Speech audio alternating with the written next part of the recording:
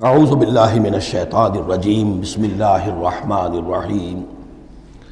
اب تیسرا حصہ ہے سورت کا۔ اب حضور کی بعثت کس لیے ہوئی؟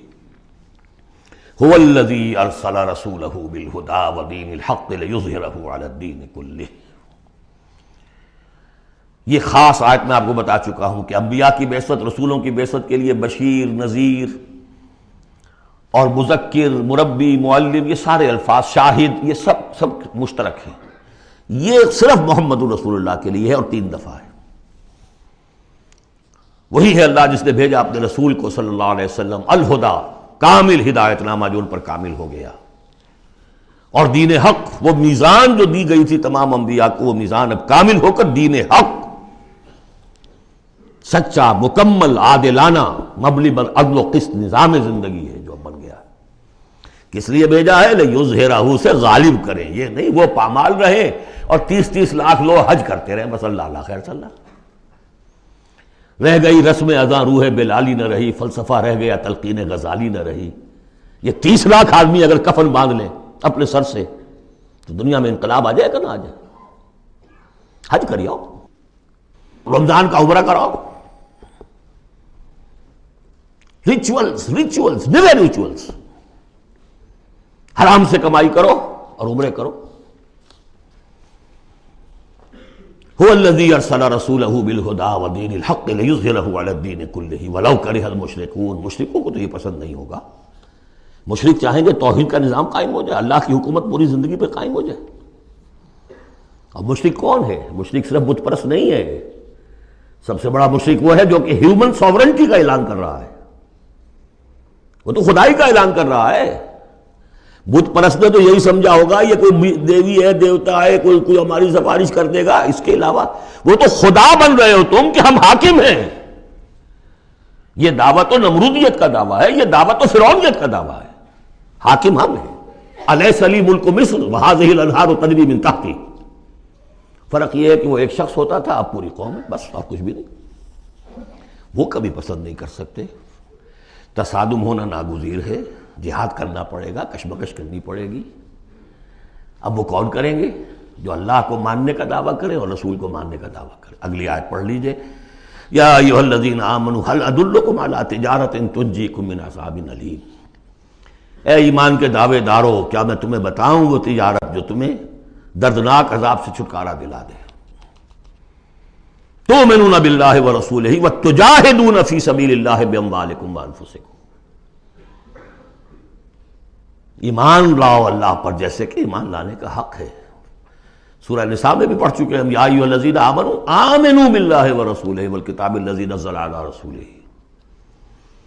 سورہ حجرات میں ڈیفینیشن مومن کی یہی ہے، انما المؤمنون الذین آمنوا باللہ ورسولہ ثم لم یرتابوا وجاہدوا باموالہم وانفسہم فی سبیل اللہ۔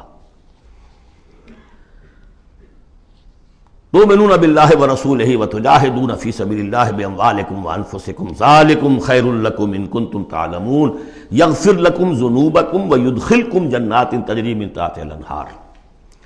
وہ تمہارے لیے تمہارے گناہ بخش دے گا، تمہیں داخل کرے گا ان باغات میں کہ جن کے نیچے نہریں بہتی ہوں گی، اور ان باغات میں مسکن دے گا، مساکن طیبہ، بہت پیارے، بہت اعلیٰ، فی جنات عدن، ریزیڈینشل گارڈنز میں۔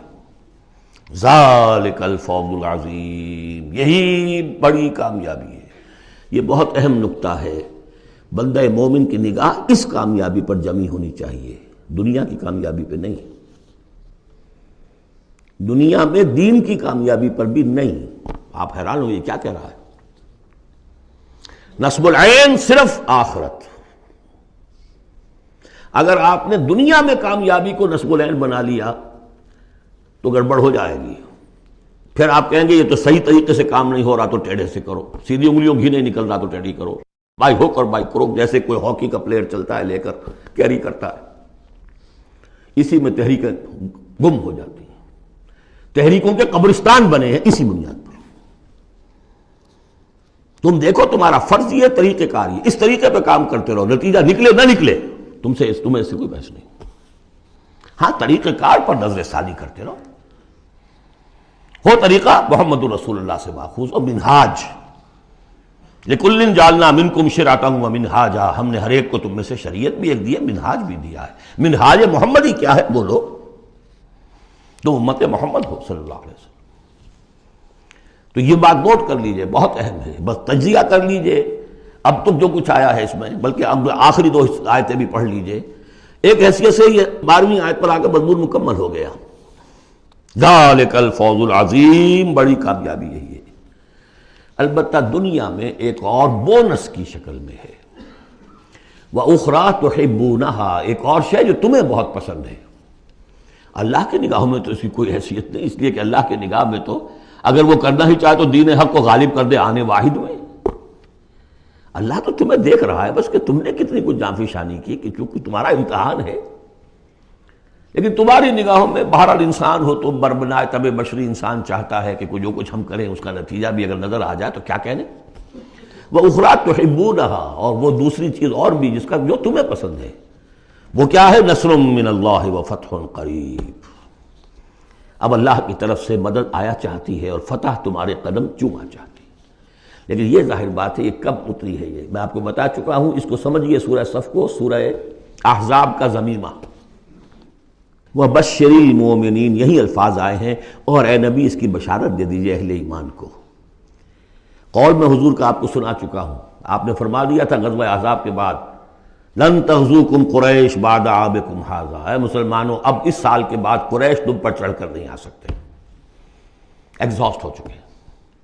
وَلَٰكِنَّکُمْ تَغْزُونَہُم، اب تمہاری طرف سے انیشیٹو ہوگا، اور وہ انیشیٹو تھا کہ جو عمرے کے سفر کی نیت سے آپ نے کیا، صلح حدیبیہ ہو گئی، اور اِنَّا فَتَحْنَا لَكَ فَتْحًا مُبِينًا کی آیت اتر گئی۔ اور دوسری چیز آخرت میں یا ایک روحانی جو مقام تمہیں اس سے حاصل ہوگا، تم اللہ کے مددگار کا قرار پاؤ گے، اس سے اونچا کوئی مقام ہو سکتا ہے؟